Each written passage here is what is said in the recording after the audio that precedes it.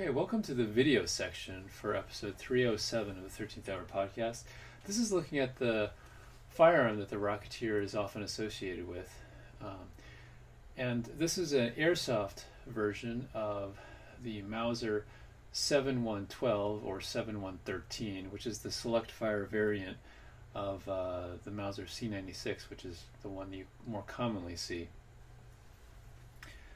This is the one, however, that is actually seen in the Dave Stevens comic book, believe it or not. So it's not the one that's actually used in the movie, but at least the version of the comic book that I have, it's the one that's used. Now, there's a longer magazine that we'll actually show later.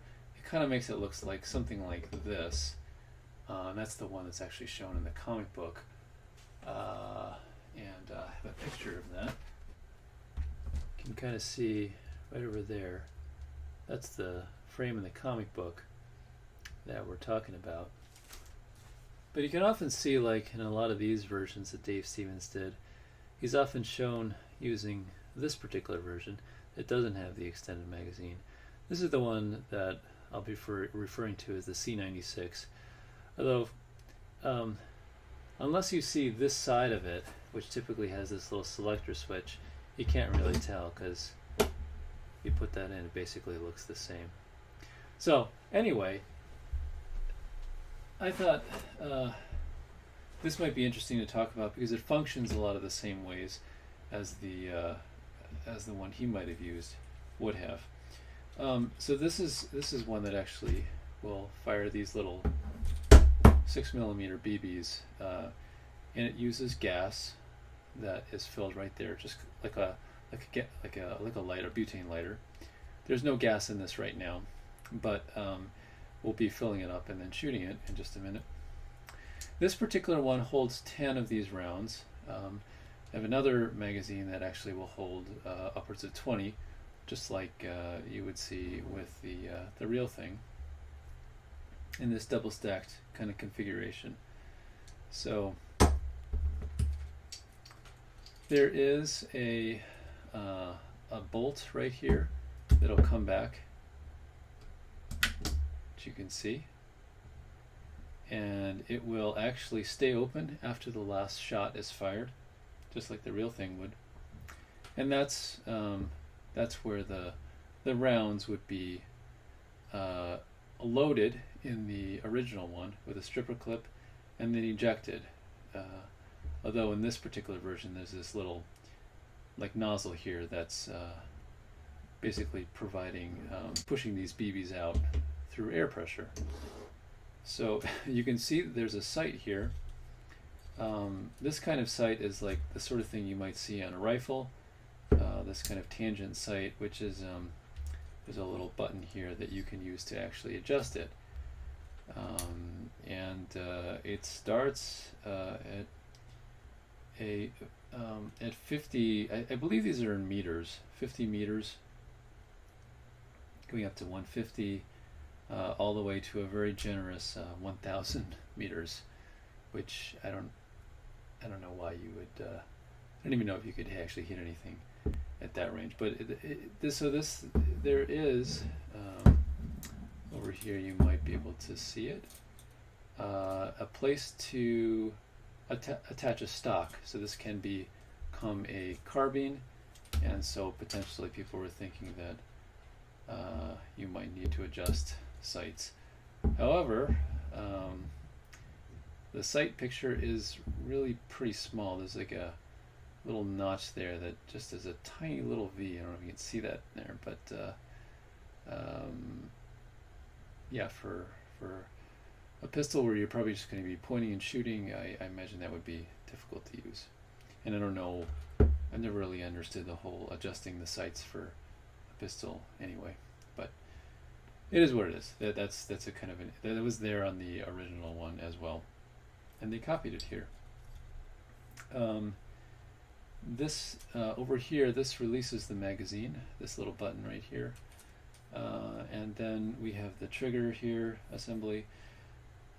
And then the whole handle, the reason it's called a broom handle, I suppose it looks kind of like a broom. It is sort of an awkward looking kind of thing, but actually grips fairly well, I think.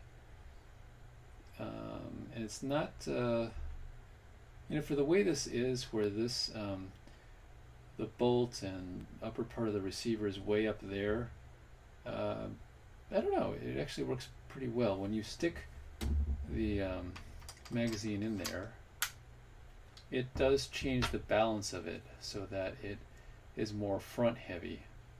And that'll change, of course, as in this case, as there's less gas in there and less rounds. Would be more noticeable, I would imagine, on the real thing. So this is the selector switch, where you can select between single fire and rapid fire. So that's for single. And then this right here is another little lever. That's the safety. So there's the hammer that will fire the whole gun. In the real thing, that I think is supposed to replicate the firing pin. And if you can see faintly, an F for fire and S for safe. And so if you can see, what happens here is when you slide the S part of it up, the hammer is detached a little bit from the firing pin, and then in fire it's now more flush with it. It's almost like a half-cock position in a way at the safe position. So you can't actually push in, and you can't, if you were to fall, I guess, and hit like butt side down or hammer side down, it wouldn't strike the firing pin, and the impact wouldn't fire the round that's in the chamber there, presumably if there were one in the chamber. Whereas this way, I guess it in theory could happen, I guess. Let's go use it, and we'll fire off some rounds and see how it handles, and what the Rocketeer might have thought. Okay, so what I have here is the Mauser unloaded, and we're going to fire it with the different size magazines here. So this is the 10 round one.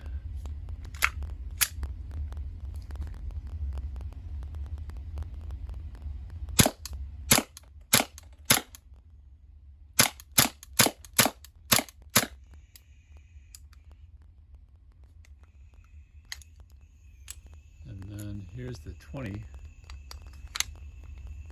And so all I have to do, right, it locks open afterwards, which is pretty convenient because I don't have to do anything to drop in another magazine.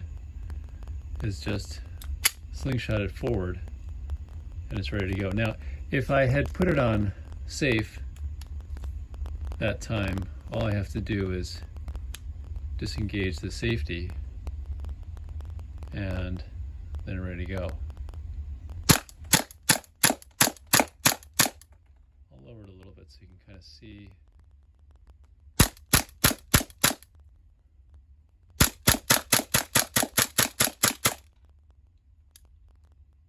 There we go. Let's try some shots in full auto and with the stock. Okay, so this is what I'm using to actually power this. Green gas, which is, I think, either similar or I think it's basically the same as propane. It has some oil in it to help lubricate things, though, and it comes in a more convenient and, of course, more expensive container. But I'm just gonna show how this works. Just like a cigarette lighter.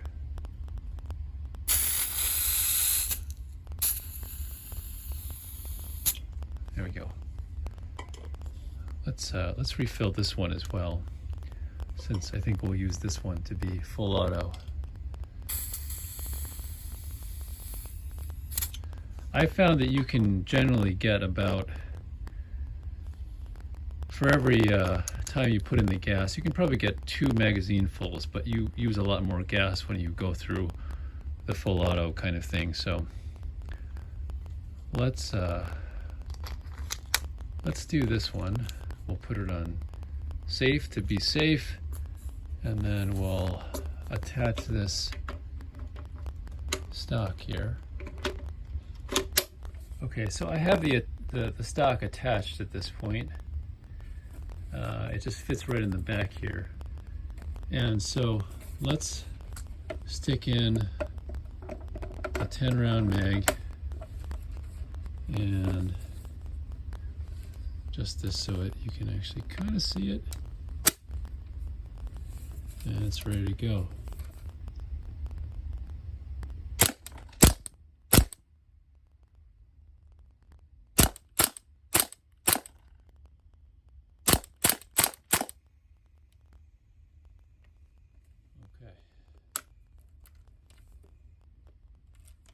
Oh, so that's one thing that's interesting about this is to release the bolt, you gotta take out the magazine and then you're all set there.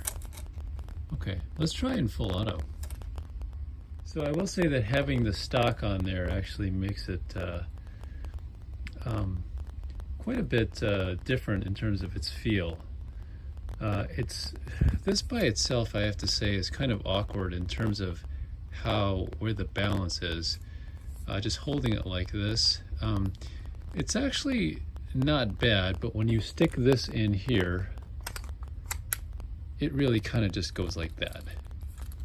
It becomes very forward heavy, which actually probably would be not a bad thing in the real deal, because the recoil would tend to do this, and so if you have a counterweight down here, at least with a full magazine, it might kind of negate that a little bit. On this, there's really not much in the way of recoil, and so it is kind of heavy, and so if you don't have a good grip on it, it doesn't go so well. And so having the stock on there actually changes that. I will also say that this area right here is not necessarily the most ergonomic. It was a little bit awkward to kind of hold it, but hey, you can't have everything. You can also just hold it like this, and so it kind of makes that okay. All right, so let's switch it over to select the automatic. So we can do this with the camera. It's right over there, you can sort of see it. And then let's get this guy in here. This will give us a nice longer burst. And right now the pistol is on safe, and now it's on fire. It's ready to go.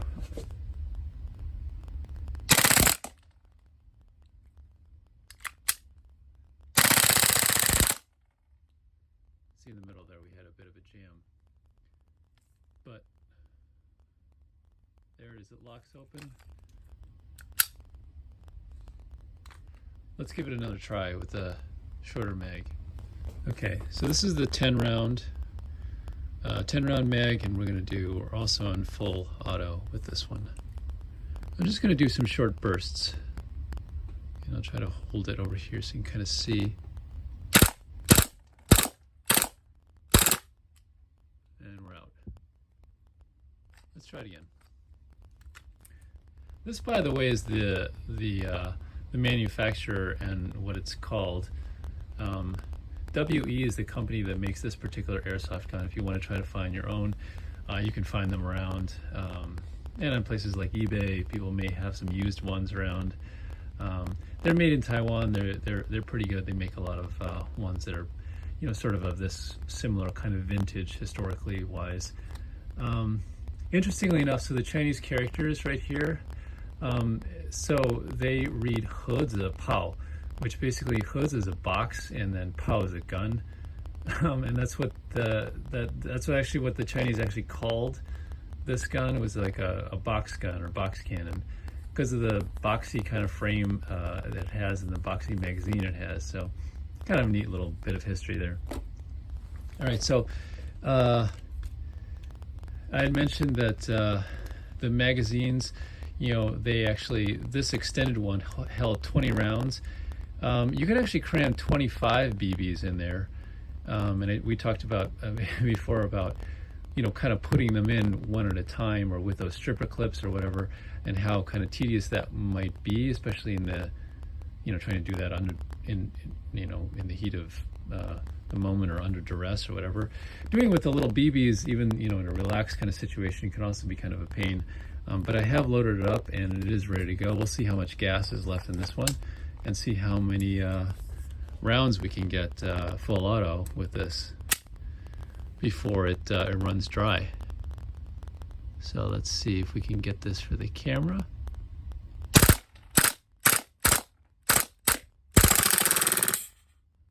we go. Not enough, let's see if there was anything left in there. Not enough gas to lock it back, but we did run it dry. It was a lot of fun to say. Just so you can kind of see how it looks from the side when it is fired.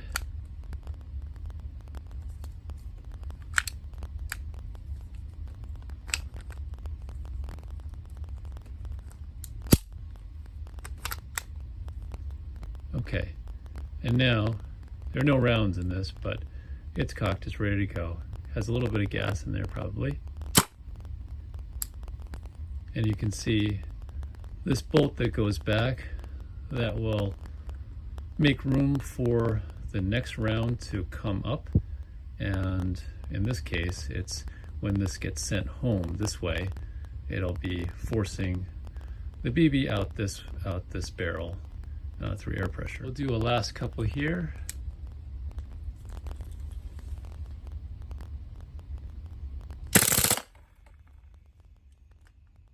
Thanks for watching.